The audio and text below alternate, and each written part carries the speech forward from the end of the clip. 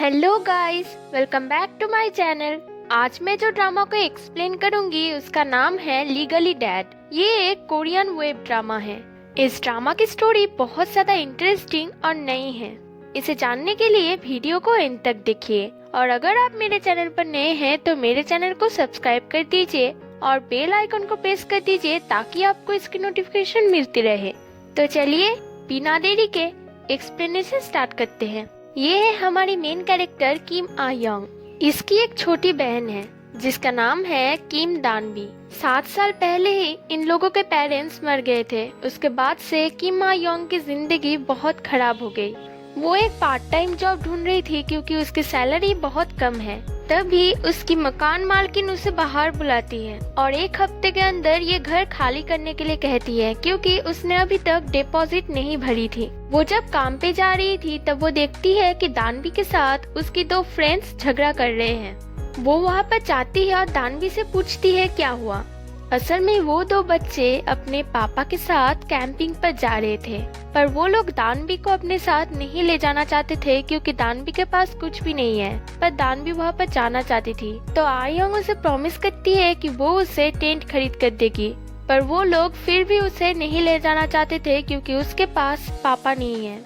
ये सुनकर आयोंग बहुत ज्यादा गुस्सा हो जाती है और उन दोनों बच्चों के पीछे भागती है क्योंकि वो दानवी की एक ही फैमिली मेंबर है, इसलिए अगर उसके बहन को कोई कुछ कहे तो वो बर्दाश्त नहीं कर पाती है। ये है जूहो जो आयोंग की 8 साल से बेस्ट फ्रेंड है। जूहो उसे सीक्रेटली लाइक करता है और उसकी बहुत केयर करता है। आयोंग दानवी को लेकर और घर को लेकर बहुत परेशान थी, इसलिए जूहो उसे घर पर जाकर रेस्ट करने के लिए कहता है। वो नाइट ड्यूटी अकेले संभाल लेगा। आयोंग इससे बहुत खुश होती है, पर तभी वो सोचती है आई होप दानवी अकेली कहीं पर नहीं रो रही होगी। एक बच्ची अपने पापा के साथ एक रेस्टोरेंट में खाना खा रही थी। बाहर से दानवी बहुत दुख के साथ उन लोगों को देख रही थी।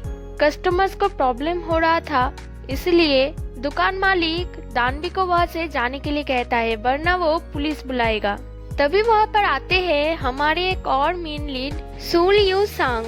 वो आकर दुकान मालिक से कहता है क्या प्रॉब्लम है, मैं इसकी पेरेंट हूँ, और वो दानवी को अपने साथ पोर्क कटलेट खिलाने के लिए लेके जाता है। आयोंग बहुत परेशान थी क्योंकि बहुत रात हो चुके हैं, दानवी अभी तक वापस नहीं आई। जूहो ने उन लोगों के लिए चिकन्स भेजे थे क्योंकि वो दानवी की फेवरेट है। तभी वहाँ पर दानवी आती है। वो इतने रात को लेट आने के लिए आयोंग से माफी मांगती है और वो चिकन नहीं खाती क्योंकि वो ऑलरेडी तो खाकर आई है, पर ये बात वो आयोंग को नहीं बताती बल्कि उससे पूछती है क्या आपको डैडी चाहिए। आयोंग मनी मन सोचती है शायद मैं दानवी के लिए काफी नहीं हूँ, इसलिए मुझे बहुत स्ट्रांग होना चाहिए और कहना चाहिए कि मुझे नहीं चाहिए।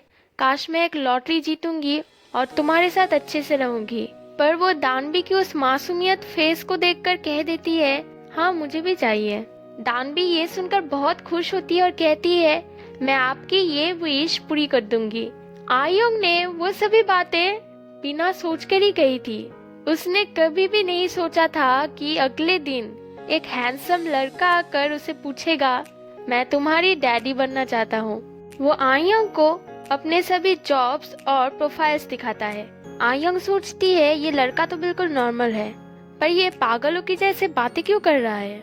सांग कहता है तुम बिल्कुल अपने बहन दानवी के जैसे दिखती हो। आयोंग शॉक हो जाती है कि तुम मेरे बहन दानवी को कैसे जानते हो।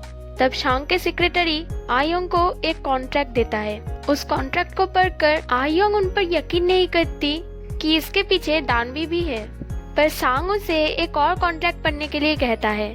जब वो कॉन्ट्रैक्ट देखती है तो वो कॉन्ट्रैक्ट दानवी ने बनाई थी। तभी हमें फ्लैशबैक में एक सीन दिखाई जाती है।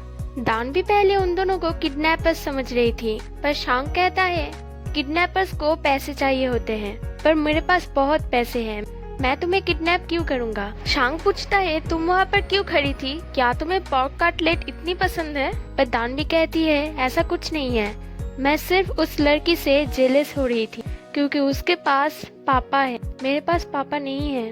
तभी सांग अपने सेक्रेटरी की तरफ देखता है। सेक्रेटरी उसे मना कर रहा था, पर सांग दानवी को कहता है एक्चुअली मुझे भी बेटी चाहिए और वो दोनों फिर वो कॉन्ट्रैक्ट बनाते हैं। फिर दानवी उसे बताती है कि उसकी एक बड़ी बहन है, इसलिए अगले दिन शांग आयोंग से मिलने आया था। वो बाहर से ही आयोंग को देखकर मुस्कुराता है, यानी कि उसे आयोंग पसंद है। अब मैं बताती हूँ कि शांग को बेटी क्यों चाहिए। शांग के ग्रैंडमदर इस कंपनी को अपनी लाइफ मानती थी। उन्होंने इस कंपनी को सबसे संभाल कर रखी और इतनी बड़ी बनाई, इसलिए उनके मरने से 50 दिन पहले उन्होंने एक कॉन्ट्रैक्ट बनाई थी। उस कॉन्ट्रैक्ट के अनुसार इस कंपनी की स्टॉक दोनों फैमिलियों के बेटियों को एक समान दी जाएगी। शांग बहुत चिंता में पड़ जाता है क्योंकि उसके अंकल के पास बेटी थी और वो इस कंपनी को हड़पना चाहता है। शांग को अपने कंपनी को बचाने के लिए 2 मंथ में ही बेटी लानी होगी। ये बातें सिर्फ वो और उसका सेक्रेटरी ही जानता है। आयोंग इस कॉन्ट्रैक्ट को मना कर देती है क्योंकि उन लोगों को कोई पापा नहीं चाहिए, और चाहिए भी तो वो अपने से 5 साल बड़े इंसान को अपना पापा नहीं मान सकती। लोग क्या सोचेंगे? शांग कहता है, लोग क्या सोचेंगे इससे हमें कोई फर्क नहीं पड़ता। ये कॉन्ट्रैक्ट सिर्फ 1 महीने के लिए है।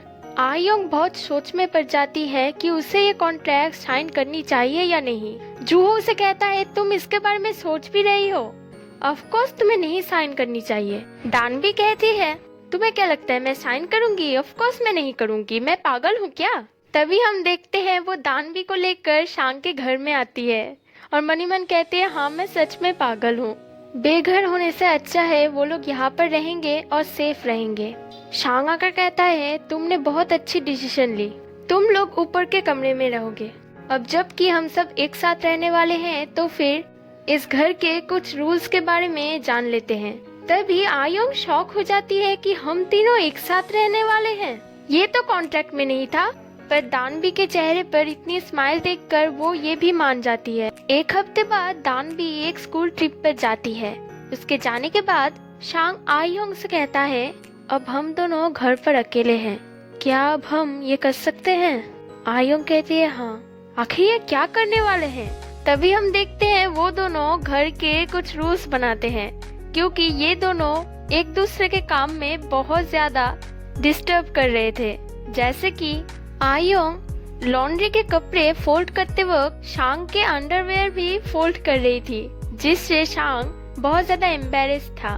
फिर एक दिन आयोंग अपने कैफे के लिए बहुत सारे पिज्जा बॉक्सेस बनाकर रखी थी, पर शांग ने उसे कचरा समझकर फेंक दिया था।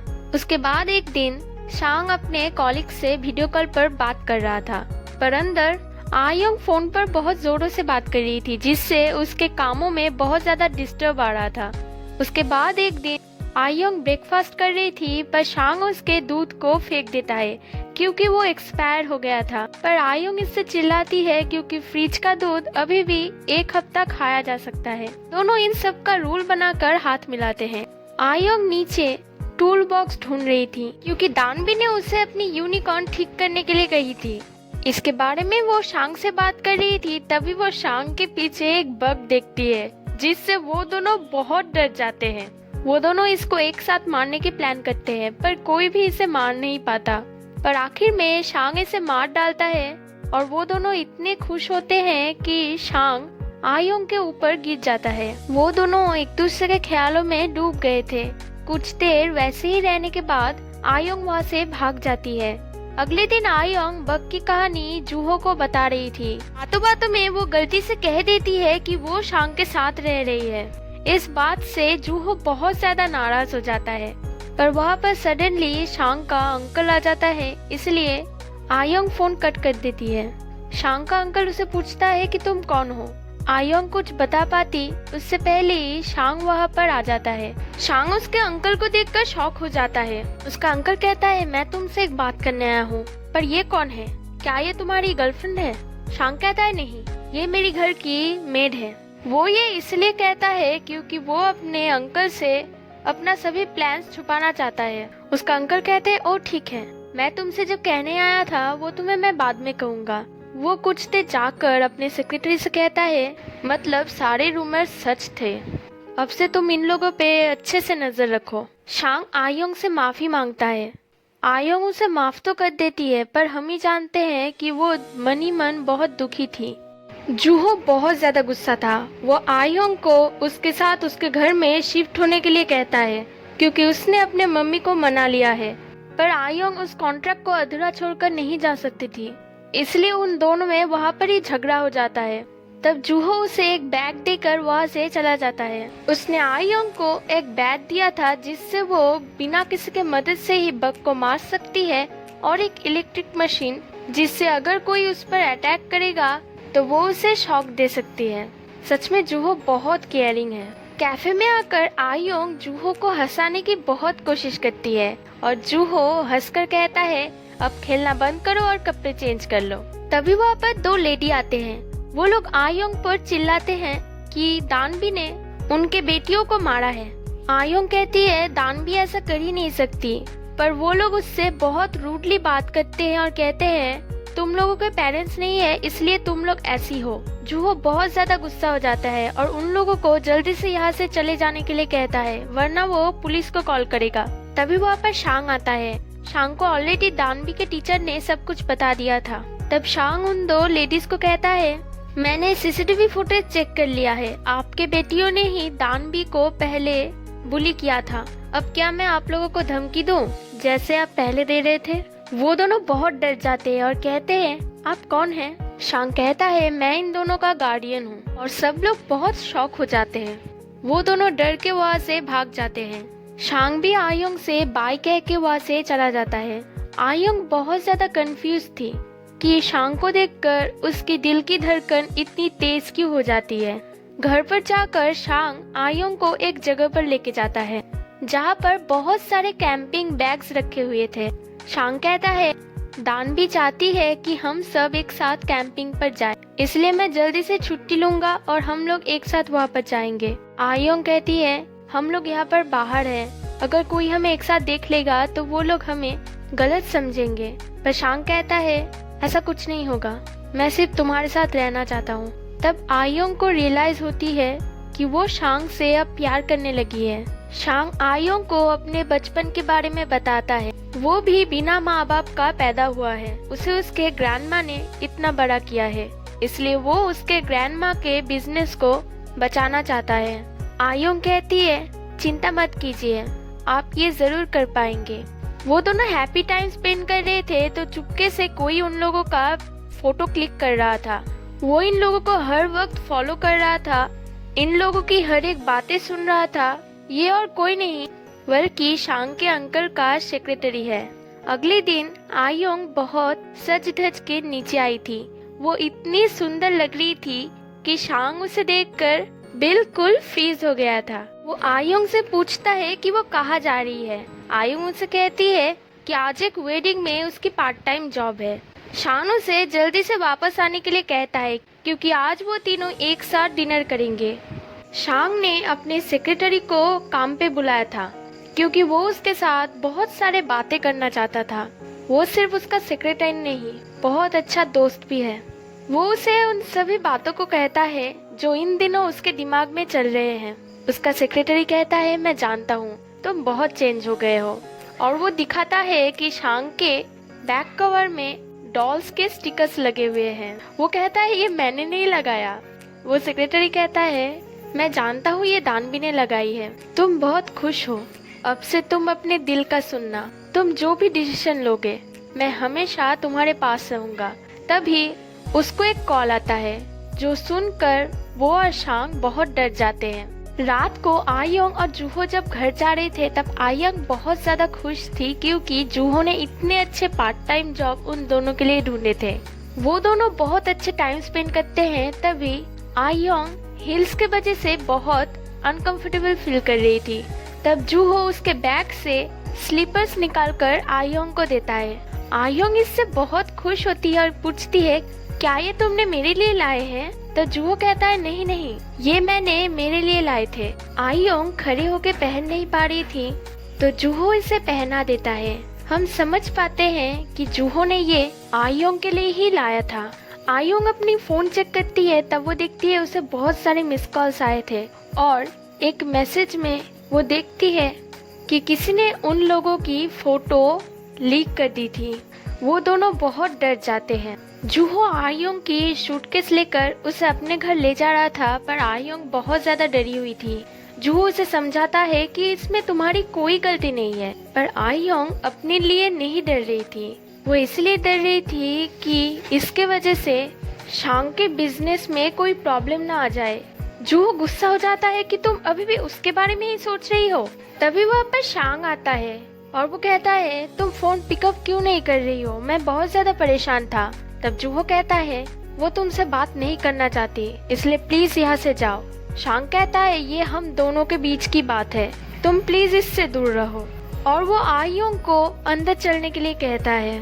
तब जूहो कहता है मैं ऐसे चुपचाप खड़ा कैसे रह सकता हूँ जब कोई उसे बार बार हर्ट करे जिसे मैं प्यार करता हूँ, इसलिए इसे बिजनेस के बहाने यूज करना बंद करो। और वो आयोंग को उसके साथ ले जा रहा था, तभी शांग कहता है इसलिए मैं सब कुछ बंद कर देना चाहता हूँ।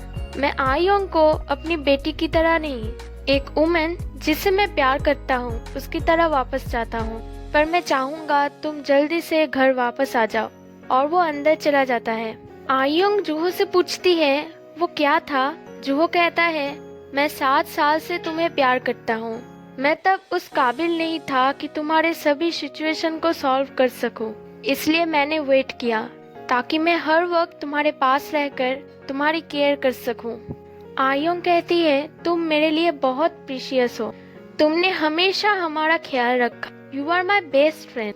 पर मैं किसी और को लाइक करती हूँ, इसलिए सॉरी, क्योंकि मैंने तुम्हारे फीलिंग्स के बारे में कभी भी समझ नहीं पाई। जूहो कहता है इसमें तुम्हारी कोई गलती नहीं है, तुम्हें प्यार करना मेरा चॉइस था।